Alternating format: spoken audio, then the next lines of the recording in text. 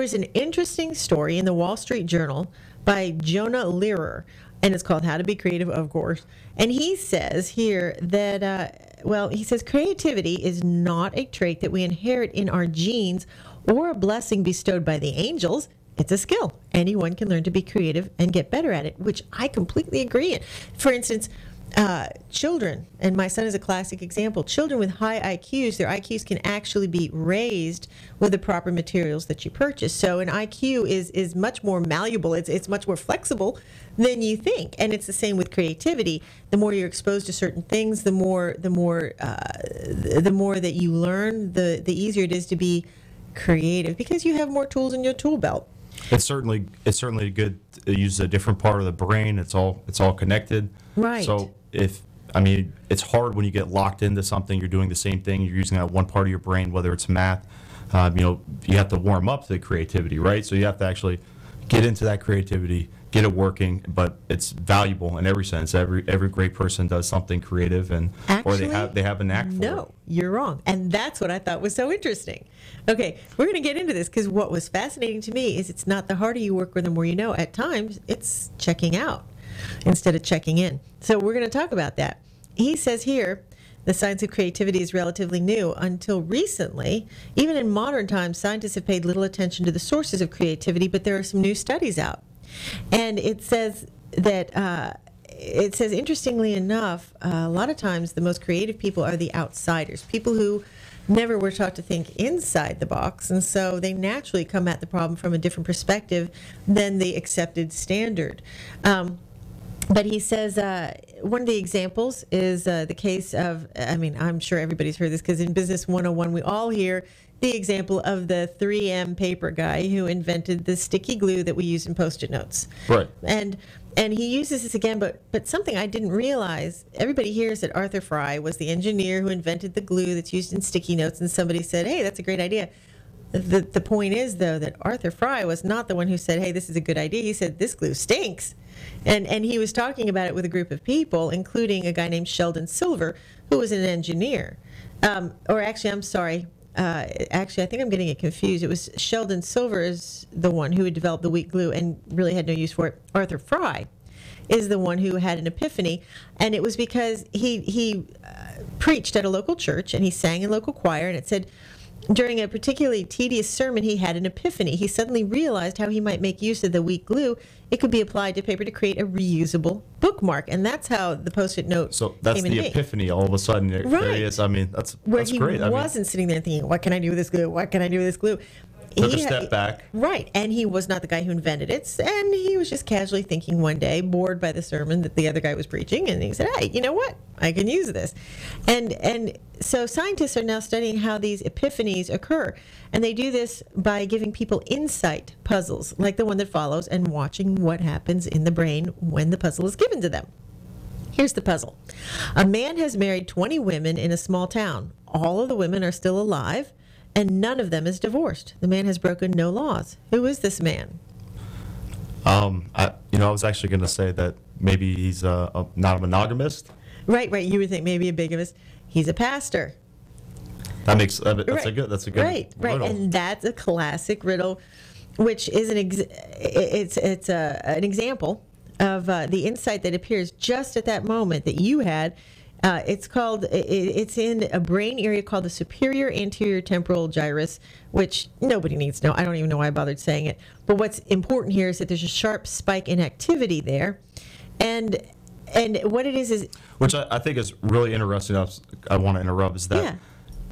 I was talking to somebody really recently about this, and when you said a sharp spike in activity, it's funny that they actually measure, the electrical impulses that flash, in the brain. Or like in the cartoons, you see the person with the light bulb that just lights up over the head. That's the part of the brain. We're getting that sharp spike. Ooh, we just got an idea. Well, it's the part of the brain that excels at drawing together distantly related information, which is precisely what's needed when working on a hard creative problem. So there are also certain factors that make people much more likely to have an insight. For instance, exposing subjects to a short, humorous video. The scientists use a clip of Robin Williams doing stand-up, boosts the average success rate by almost 20%. 20%, just a short clip, and you're more creative. 20% more creative. And I also thought about a study that happened a long time ago that a lot of people cite that shows that humor also helps people heal better. You know, if somebody in a hospital is not feeling well, recovering from something, the more that they're exposed to humorous videos, the quicker the recovery. It seems it also helps to mask pain. So humor can be used to mask pain, release endorphins, and it also helps to create more creativity. And here's the really weird one. Guess what else helps? Yeah, I don't know. You're like, more I'm creativity, or is that the opposite effect? Like, does it also help if you have negative impact, under stress, under fire? Does that produce any Nope. creativity? Good question. Just the opposite. Alcohol helps.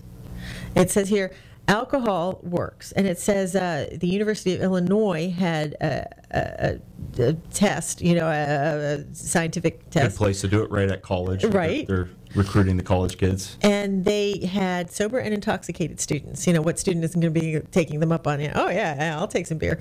So you've got the sober students, which were the one of the groups, and the intoxicated students. And the scientists gave the subjects a battery of word problems known as remote associates, in which people have to find one additional word that goes with all the words, the one common denominator. So here's an example: pine, crab, sauce. Well, the common word that goes with pine, crab, and sauce is apple. Pineapple, crab apple, applesauce. And it turned out that drunk students solved nearly 30% more of the word problems than their sober peers. That that sounds weird? very hard to believe. I know, but it's because they say that it's actually the advantage of not paying attention. And interestingly enough, too, I think of Edgar Allan Poe, and we've always heard the people who argue that sometimes people are more creative when on drugs or drinking. And of course, I would never advocate drugs. In fact, I'm a very staunch hater of illegal drug use. I absolutely despise it. But there may be some truth to the people who are more creative when they're under the influence of alcohol or other things, because their mind is in a relaxed state. And I think of Edgar Allan Poe, who never wrote when he was sober. He was a famous alcoholic, and Coleridge was another one. There are other very famous writers who did better when they were under the influence. And it says, although we live in an age that worships focus, we're always forcing ourselves to concentrate, chugging caffeine, and this approach can inhibit the imagination. We might be focused, but we're probably focused on the wrong answer, and that's why relaxation helps. And they talk about sometimes it helps to just walk away from a problem and distract yourself, which is why we can solve problems while we sleep or put it on the back burner, and you think, oh my gosh, I can't tell you how many times I would say to my husband, I just know that word. I can't think of what that word is. Well, it'll come to me later.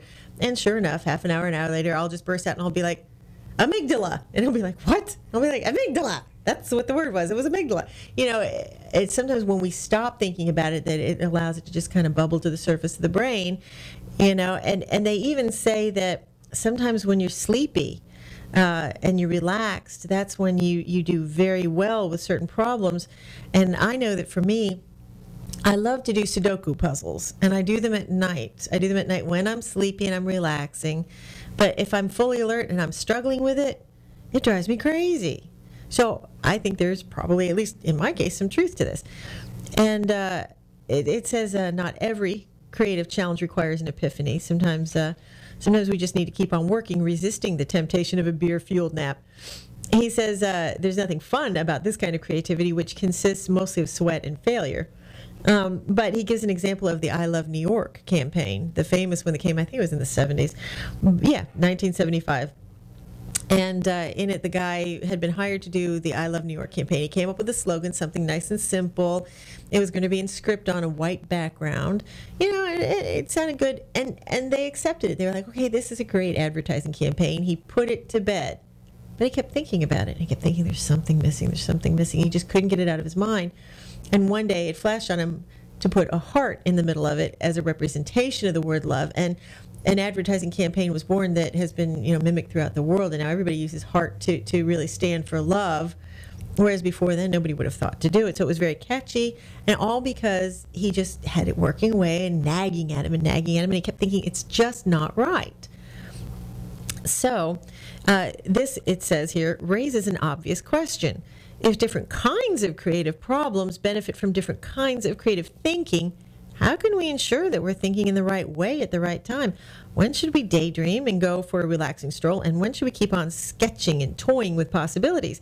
It says the good news is the human mind has a surprising natural ability to assess the kind of creativity we need. He says if there's no feeling of knowing, the most productive thing we can do is forget about it and leave it alone for a while. But when those feelings of knowing are telling us that we're getting close, we need to keep on struggling. We know if the answer is almost at hand, it seems. He says another kind of creative problem, though, is when you don't have the right kind of raw material kicking around in your head. So he says, of course, knowledge is key. The more you can learn and the more tools you have in your tool belt, the more creative you'll be, the more you'll be able to connect maybe the dots that weren't connecting for you earlier. I always think of, the famous physicists, and they use examples like that, right? If Isaac Newton, what's the creative thinking? He's thinking outside the box in the sense that he's not sitting at a desk or, that's the example that they're using as an apple falling. And right. It's definitely, that's out of the box. That's creative thinking. And look versus, at Einstein. Einstein was a patent clerk. He wasn't trained in physics, from the time he was young. He was a patent clerk. So sometimes it's those people who think outside of the box that are able to jump to the conclusions that everybody else can't see. My mom has this saying, you can't see the forest for the trees. You're so busy concentrating on the tree, you're not looking at the entire forest. And I think so many experts at times can't see the forest for the trees. Which brings them to another point, or brings me to another point that he has in this article, where he says that they even have an area online called Innocentive, which is a place to ask difficult questions. So if a company has a problem that they need solved, they can put it online and call the experts in, and a lot of problems are solved